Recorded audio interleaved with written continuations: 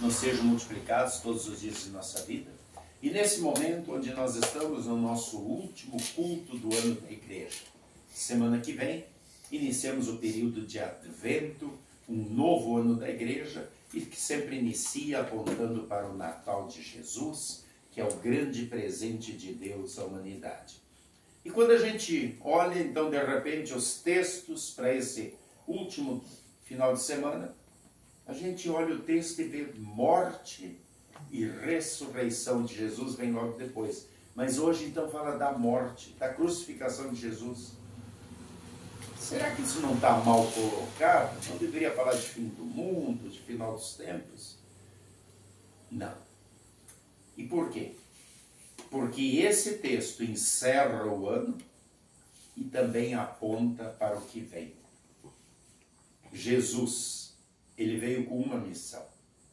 E essa missão dele não começou lá em Belém, quando ele nasceu naquele bercinho de palha.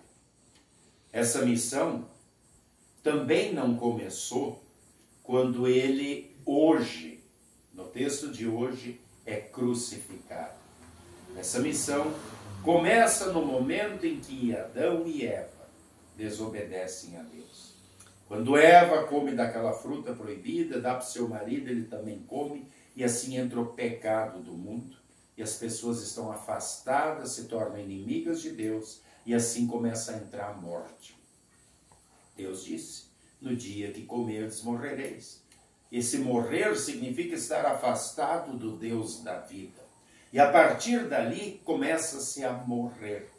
São as doenças, são as calamidades, todo esse processo que nos leva à morte temporal e, se continuarmos em pecado, à morte eterna. Entretanto, Deus é tão misericordioso que ele, logo depois do primeiro pecado, ele oferece uma oportunidade a Adão e Eva e diz, um dia vai vir um descendente, alguém que vai nascer da mulher. E, embora a serpente que enganou vocês, o diabo mordo, calcanhar dele, ele vai esmagar a cabeça da serpente. E então, ali, estava se desenhando o que aconteceria na cruz. Aonde o diabo consegue matar Jesus, é a mordida no calcanhar. Aonde Jesus depois, com a ressurreição, pisa na cabeça da serpente. Por que na cabeça? Porque é ali que está o veneno. Qual é o veneno do diabo? É nos levar para a morte. Ele nos seduz, ele nos engana, ele é o pai da mentira, e ele, nos fazendo pecar, nos fazendo desviar de Deus, ele nos leva para a morte. Esse é o veneno. E essa capacidade Jesus esmaga, dizendo o seguinte, quem agora olha para a cruz e confia que eu morri por ele, que eu derramei meu sangue por ele, o veneno do diabo, a morte não tem mais poder. E por isso Jesus disse, quem crê em mim não morrerá eternamente, ou seja, passa pela morte temporal, mas na morte eterna não. Por quê? Porque ele tem perdão, tem vida e tem salvação. Então isso estava tudo se cumprindo nesse texto de hoje, que vem imediatamente antes do período do Advento, do Natal, que anuncia a vinda de Jesus, que anuncia Jesus vindo como sendo o Emanuel, o Deus conosco, que deveria se chamar Jesus, como diz o anjo para Maria e depois para José. O nome vai ser Jesus porque ele vai ser o Salvador, chamado de Jesus, o Cristo, ou seja, aquele que foi prometido. Cristo e Messias significa aquele que foi prometido, que foi escolhido para dar a sua vida por nós. E no texto de hoje que acabamos de ouvir, de Paulo aos Colossenses capítulo 1, ele diz exatamente isso. Diz, ó, ele veio, sofreu, morreu, ele que é o verdadeiro Deus se fez homem para poder morrer pelos nossos pecados, pagar a dívida da nossa culpa e assim nos dar vida e salvação. Aleluia, uma vez por todas. E é isso que nos motiva a vivermos como cristãos. Quando nós olhamos para aquele momento que nós acabamos de ler, para aquela cena lá no Monte do Calvário, é preciso a gente enxergar a cada um de nós. A gente precisa se enxergar lá. Em qual lado? Essa é a questão. Vocês notaram que na hora da crucificação tem 2 bandidos, 2 malfeitores, 2 assassinos. Poderiam ser 5, poderiam ser 10. Às vezes os romanos crucificavam um monte, porque só eram crucificados os piores bandidos, os mais terríveis. Os outros eram decapitados. Cortava o pescoço, pronto, morreu.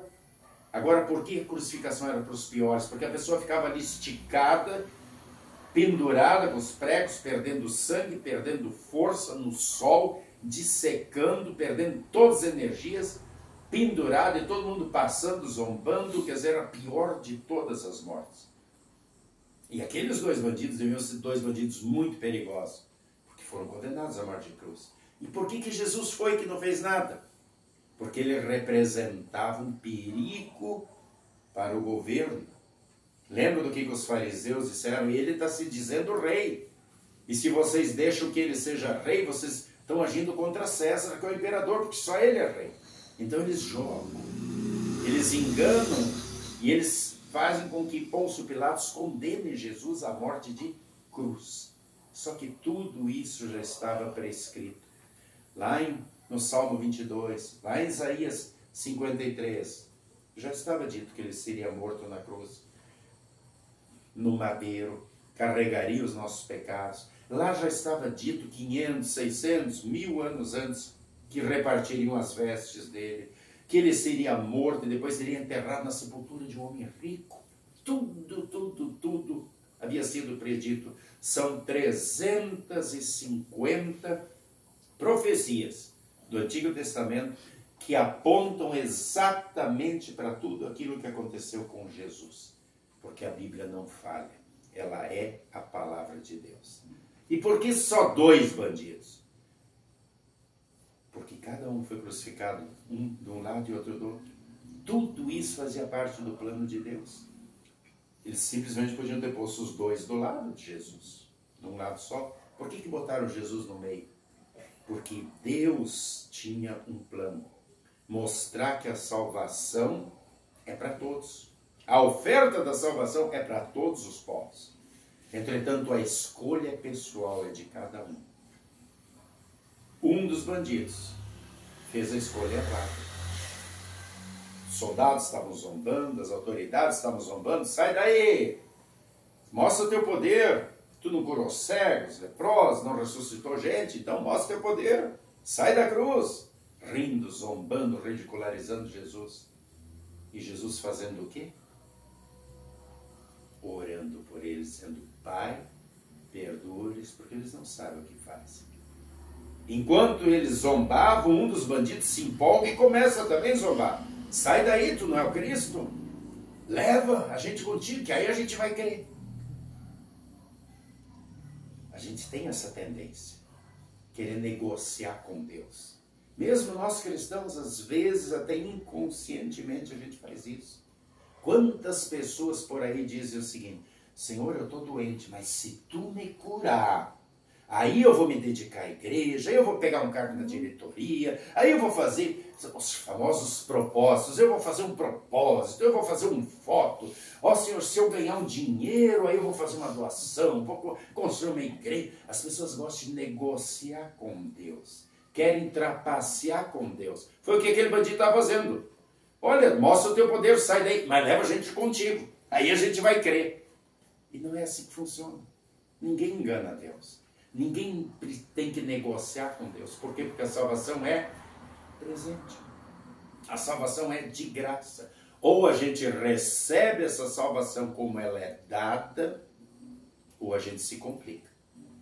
E aí nós olhamos para o outro bandido, que está do outro lado. O que ele faz? Ele olha para o companheiro dele e diz: cala a tua boca. Nós estamos aqui porque cometemos crime, nós merecemos. Não tem jeito. Ou seja, ele não se desculpa. Ele não diz: eu poderia ter sido diferente. Ele não diz: não fui eu. Não quer dar uma de bonzinho. Ele diz: nós cometemos e precisamos estar aqui pagando. Acabou. Diante da justiça terrena, acabou. Nós temos que... Só que aí ele olha para Jesus e diz: Jesus, lembra de mim. Ou seja, olha para o meu coração. Quando tu vier no teu reino, ou seja, eu reconheço que tu é o rei dos reis, como está escrito nessa plaquinha aí em cima. este é o Rei dos judeus. Tu é o meu Rei. Tu é o Cristo. Eu acredito, eu confio. E se eu pudesse mudar tudo, eu mudaria, mas não posso. Eu tenho que pagar pelos meus pecados agora e vou morrer. Mas lembra de mim. Me perdoa. E o que Jesus disse para ele? Hoje. Não é amanhã, não é daqui a um ano, não. Em verdade eu te digo que no momento em que tu morrer, a gente vai se encontrar lá no paraíso. Que notícia maravilhosa. Qual é a nossa escolha? Como eu falei antes, todos os seres humanos de todos os tempos, eles precisam olhar para aquela cena da crucificação e escolher um lado. Ou o lado daqueles que zombam, que riem, que querem negociar com Deus, que querem oferecer alguma coisa, boas obras, obediência. Aí eu não bebo, eu não fumo, eu não uso esse tipo de roupa, eu não escuto esse tipo de música, eu só oro no monte, eu... Não tenta ajudar. A salvação é presente, é de graça. Mas tem muita gente que tenta atrapalhar, porque quer fazer por onde. E aí, quando faz isso, ele está dizendo, Jesus não fez tudo, ele precisa da minha ajuda. E não é assim. Jesus disse, porque quando morreu, está consumado. Eu paguei a dívida. E é preciso termos essa humildade e reconhecermos que ele fez tudo. Tudo que precisava ser feito. E quando nós cremos, então nós estamos do lado certo. Estamos do lado daquele outro bandido que não quis negociar, que não quis falar nada, simplesmente disse, lembra de mim, Senhor? Me perdoa. Me recebe no teu reino. Eu não tenho nada a oferecer. E Jesus disse, hoje tu vai estar comigo. Que todos nós façamos todos os dias a boa escolha. Olhar para Jesus e dizer, ali está o meu Senhor, o meu Salvador. E que nesse período que começa agora, de Advento, de Natal, na semana que vem, a gente possa cantar as músicas alegres que mostram este presente. Deus maravilhoso me deu o Emanuel, o meu Salvador, o meu Rei, o meu Senhor. E com isso garantiu a minha vida eterna no céu. Que a gente cante com alegria, que a gente testemunhe com alegria e que a gente inicie esse ano de forma diferente, mais feliz, mais alegre e mostrando para todo mundo que a gente fez a boa escolha. Que assim seja. Amém. Amém.